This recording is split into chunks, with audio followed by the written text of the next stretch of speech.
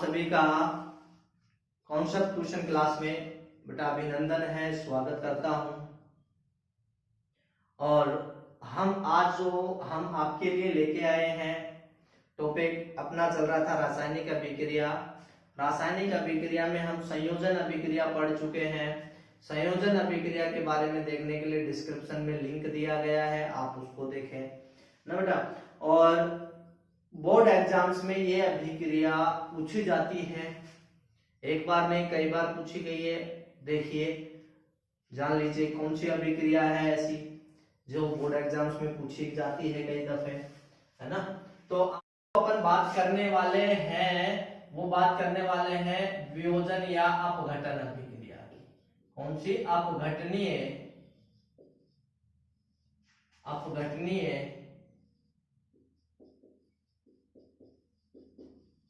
अभिक्रिया। कौन सी है? अपघटनीय अभिक्रिया। इसी को बोलते हैं डिकम्पोजिशन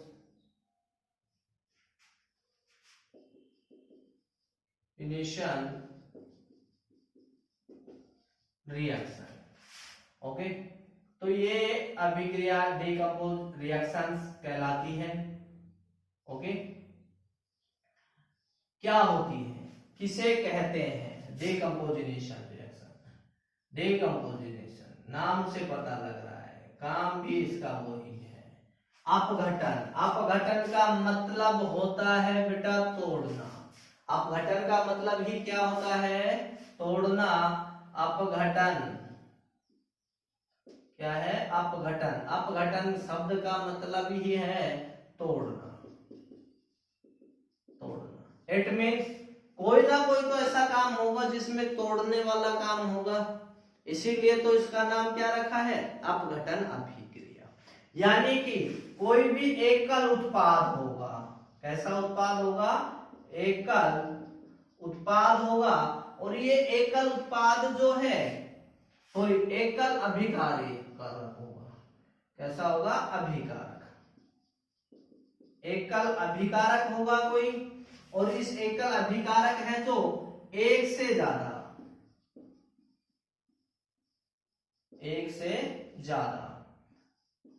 उत्पादों में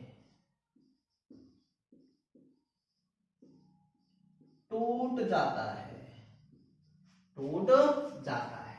वही क्या कहलाएगी? अपघटनीय अभिक्रिया।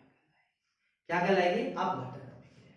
आइए जानते हैं, डिटेल से पढ़ते हैं बेटा इस बारे में ना। यानी कि तोड़ने वाली बात जो हाँ होगी, यानी कि कोई भी एकल अभिकारक होगा वो एक से ज्यादा जब उत्पादों में टूट जाएगा या अपघटित हो जाएगा, इसका मतलब वो कौन सी अभिक्रिया? अपघटन अभिक्रिया कहलाएगी। तो देन परिभाषा पढ़े, इसकी परिभाषा क्या होगी? देखिए, वह अभिक्रिया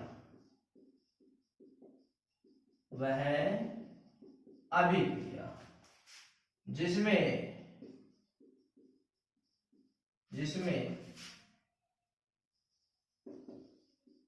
अभिकारक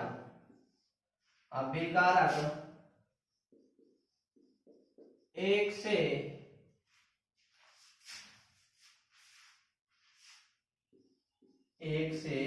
ज्यादा उत्पादों में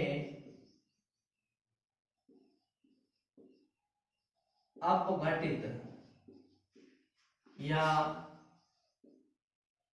टूट जाता है उसे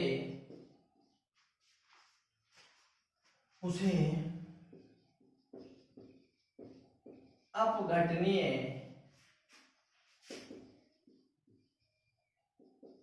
अभिक्रिया कहते हैं। समझ आया? उसे कौन सी अभिक्रिया कहेंगे? अपघटनीय अभिक्रिया कहते हैं। ठीक है, या हम क्या कहें? यानी कि वह अभिक्रिया जिसमें एक अभिकारक अपघटित होकर या टूटकर दो या दो से अधिक, है ना। वही बात है, एक से ज्यादा का मतलब बेटा क्या होता है? एक से ज्यादा, यानी कि दो से ज्यादा, या एक से ज्यादा। तो टूटेगा तो एक तो नहीं बनेगा, कितने बनेंगे? दो ही बनेंगे। कितने बनेंगे? दो ही बनेंगे। तो हम ये भी लिख सकते हैं, यानी कि एकल अभिकारक टूटकर दो या दो से ज्यादा उत्पाद का निर्माण करे, या क्या लिख सकते हैं इसकी परिभाषा दूसरी, वह अभिक्रिया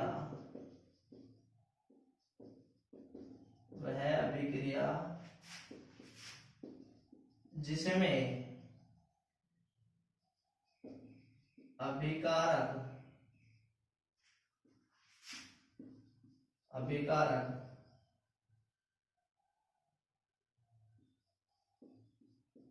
टूटकर दो से ज्यादा उत्पादों का निर्माण करे, उसे अपघटनीय अभिक्रिया कहते हैं। ओके, उसे क्या कहते हैं अपन? अपघटनीय अभिक्रिया कहते हैं। समझ आया? यानी कि वह अभिक्रिया जिसमें अभिकारक टूटकर दो या दो से ज्यादा उत्पादों का निर्माण कर ले, वो कौन से? अपघटनीय अभिक्रिया। ये अपघटनीय अभिक्रिया जो है बेटा, ताप के आधार पर, ऊष्मा के आधार पर, प्रकाश के आधार पर, है ना, इन सब चीजों के आधार पर ये निम्न प्रकार की होती है ना। अपघटनीय अभिक्रियाएं निम्न प्रकार की होती है। किन आधार पर होती है? ताप के आधार पर, लिख दूं यहां मैं आपके लिए,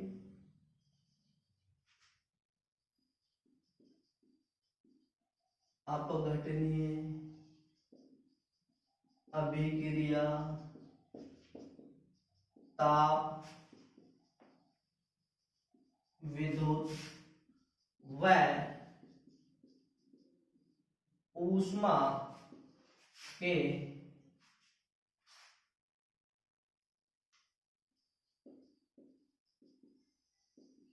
आधार पर निम्न प्रकार की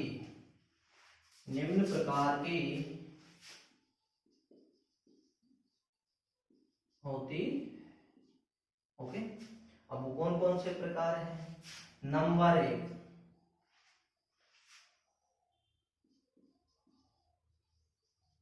विद्युत अपघटनीय अभिक्रिया, इलेक्ट्रोलाइसिस जिसको बोलते हैं,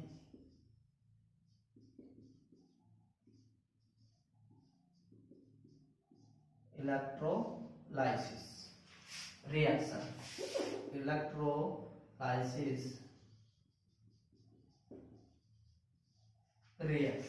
विद्युत अपघटनीय अभिक्रिया। नंबर 2, ऊष्मीय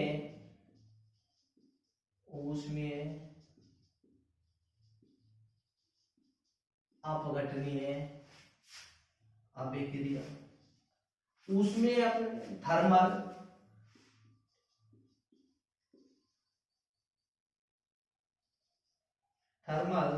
डिकम्पोजिशन,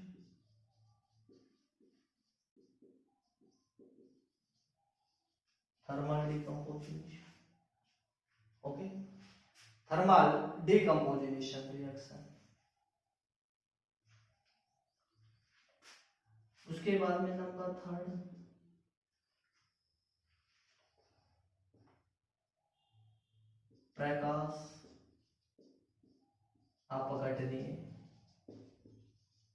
प्रकाश अपघटनीय, इसको बोलते हैं फोटो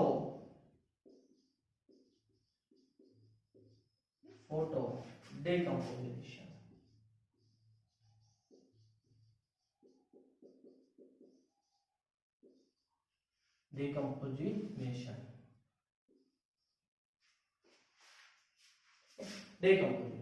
रिएक्शन।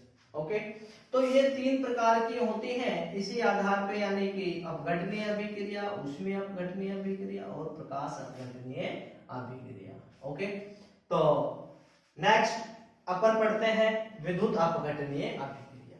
ठीक है, यहाँ तक नोट करें। फिर पढ़ते हैं विद्युत अपघटनीय अभिक्रिया किसे कहते हैं। विद्युत अपघटनीय अभिक्रिया समझने की कोशिश करें बेटा। विद्युत अपघटनीय अभिक्रिया, हमने कहा विद्युत अपघटनीय अभिक्रिया है तो किसके आधार पे होनी चाहिए, विद्युत के आधार पे होनी चाहिए।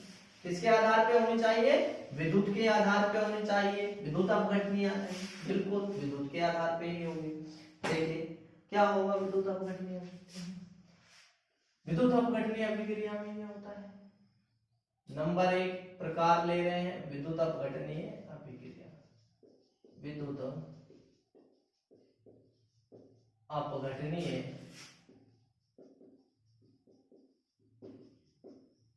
अभिक्रिया। विद्युत अपघटनीय क्या होती है विद्युत अपघटनीय। विद्युत अपघटनीय अभिक्रिया वो होती है जब कोई भी पदार्थ होता है ना, वो जब द्रव अवस्था में होता है, इसमें हो उसकी द्रव अवस्था में जब उपस्थित होता है। देखिए जैसे मान लीजिए मैंने लिया जल H2O, जल के 2 अणु लिए और इसमें मैंने विद्युत धारा प्रवाहित की। क्या प्रवाहित की बेटा, विद्युत धारा। जब मैंने इसमें विद्युत धारा प्रवाहित की तो इसके अंदर से क्या हुआ, हाइड्रोजन जो गैस निकली प्लस में ऑक्सीजन की गैस निकली, दोनों निकलने लगी, उत्सर्जित हो गई। यानी कि जब किसी भी पदार्थ की गैसीय अवस्था में विद्युत धारा प्रवाहित करते हैं तो पदार्थ जो होता है यानी अभिकारक जो होते हैं वो अपने सरल अणुओं में टूट जाते हैं। ठीक है, सरल अणुओं में टूट जाते हैं। तो वो अभिक्रिया कौन सी होगी, विद्युत अपघटनीय अभिक्रिया। कौन सी हुई बेटा, विद्युत अपघटनीय अभिक्रिया। नेक्स्ट एग्जांपल अगर इसी का लें, NaCl। NaCl में यानी कि नमक का जलीय विलयन लिया हमने और नमक के जलीय विलयन में विद्युत धारा प्रवाहित की। नमक का जलीय विलयन लिया, नमक के जलीय विलयन में क्या की, विद्युत धारा प्रवाहित की। विद्युत धारा प्रवाहित की तो क्या हुआ, Na जो सोडियम आयन है और Cl2 गैस क्या हुई, उत्सर्जित होने लग गई यहाँ से। ओके, तो ये तो कहलाई कौन सी, विद्युत अपघटनीय अभिक्रिया। समझ आया, यानी कि वह अभिक्रिया है ना, या अपन कह सकते हैं कि पदार्थ के गैसीय अवस्था हो यानी कि उसकी द्रवित अवस्था में विद्युत धारा प्रवाहित करने पर वह अभिकारक अपने सरल अणुओं में टूट जाता है। वो अभिक्रिया कौन सी कहलाएगी, कौन सी कहलाई बेटा, विद्युत अपघटनीय अभिक्रिया कहलाई। ओके, नेक्स्ट अभिक्रिया जो होगी अपनी नंबर 2, ऊष्मीय अपघटनीय अभिक्रिया। ऊष्मीय अपघटनीय अभिक्रिया। बेटा इसके नोट्स खुद लिख लेंगे है ना, मैं आपको समझा रहा हूँ, वीडियो बहुत लंबा हो जाएगा इस वजह से मैं आपको सीधा समझा रहा हूँ है ना, लिख खुद लेना। ऊष्मीय अपघटनीय अभिक्रिया ये क्या होगा, इसमें जब हम किसी भी अभिकार यानी किसी भी पदार्थ को ऊष्मा देते हैं, यानी कि मान लीजिए मैंने लिया कैल्शियम कार्बोनेट, क्या लिया बेटा, कैल्शियम कार्बोनेट। कैल्शियम कार्बोनेट को मैंने गर्म किया, गर्म करने पर क्या किया, इसको गर्म। मैंने इस कैल्शियम कार्बोनेट को जब गर्म किया तो ये बेटा कैल्शियम ऑक्साइड और कार्बन डाइऑक्साइड गैस में, कैल्शियम ऑक्साइड और कार्बन डाइऑक्साइड में क्या हो गया, टूट गया। इस पदार्थ का नाम होगा बेटा कैल्शियम कार्बोनेट।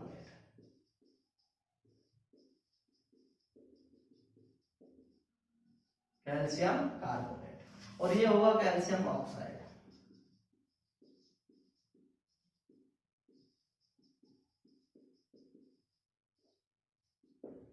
कैल्शियम ऑक्साइड, इसी को बेटा दूसरा नाम और है बिना बुझा चूना।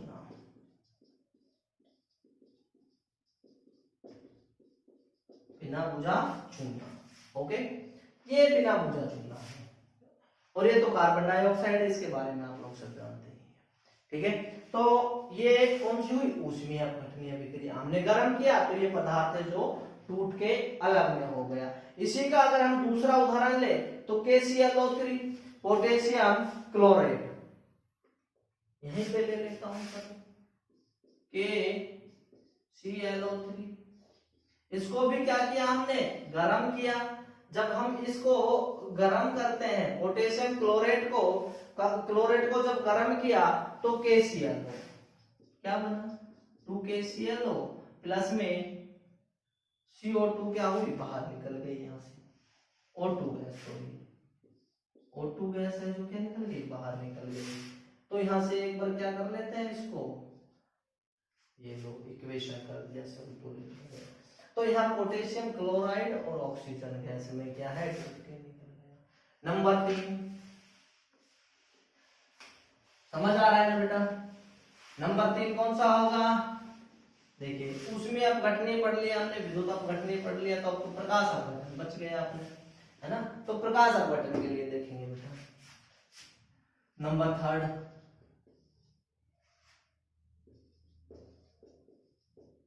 प्रकाश अपघटनीय अभिक्रिया, प्रकाश अपघटनीय अभिक्रिया। देखिए प्रकाश अपघटनीय अभिक्रिया में क्या है, प्रकाश की उपस्थिति में हाइड्रोजन ब्रोमाइड को क्या लिया हमने, हाइड्रोजन ब्रोमाइड लिया, और हाइड्रोजन ब्रोमाइड को हमने क्या दिया, प्रकाश, क्या दिया, प्रकाश दिया। इस हाइड्रोजन ब्रोमाइड को जब हमने प्रकाश दिया तो हाइड्रोजन गैस और ब्रोमीन गैस, कौन सी गैस, ब्रोमीन गैस जो निकलती है, कौन सी गैस, ब्रोमीन गैस है, तो ये हाइड्रोजन ब्रोमाइड है।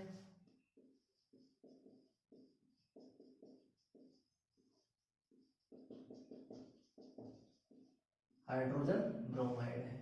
जब हाइड्रोजन ब्रोमाइड को हमने क्या किया, इसको प्रकाश दिया तो हाइड्रोजन और किसमें, ब्रोमाइड में है जो टूट जाता है। ऐसे ही अगर बात करें तो सिल्वर क्लोराइड की, AgCl की, नेक्स्ट एग्जांपल अगर इसका लें, और एग्जांपल भी लें,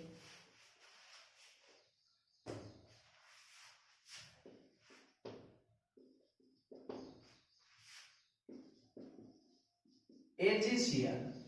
जब AgCl को अपन ने हिट दी तो ये Ag में और ये किसमें, Cl में टूट जाता है।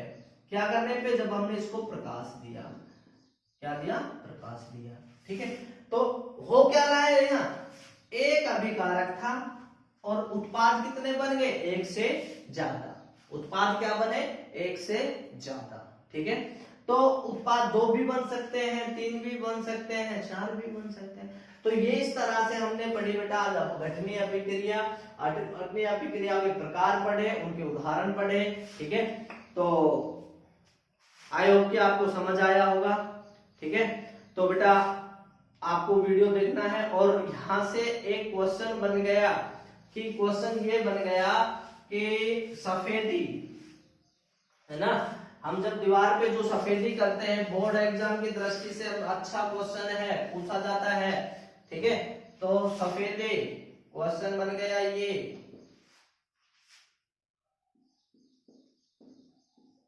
सफेदी को दीवार पर करने के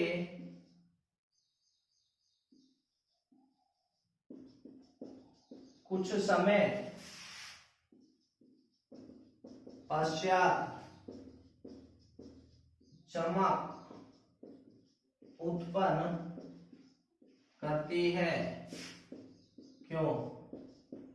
ओके, इसी के साथ आज की क्लास का समापन करते हैं, ठीक है। नेक्स्ट क्लास में हम लेके आएंगे कौन सी अभिक्रिया बच गई, अब अपघटनीय की अभिक्रिया, जो भी नेक्स्ट अभिक्रिया हमने बताई है आपको, वो अभिक्रिया हम आपको जो है पढ़ाएंगे, कौन सी अभिक्रिया बताई है। देखते रहिए, जुड़े रहिए हमारे साथ, चैनल को लाइक और सब्सक्राइब और वीडियो को शेयर करें बेटा। Thank you.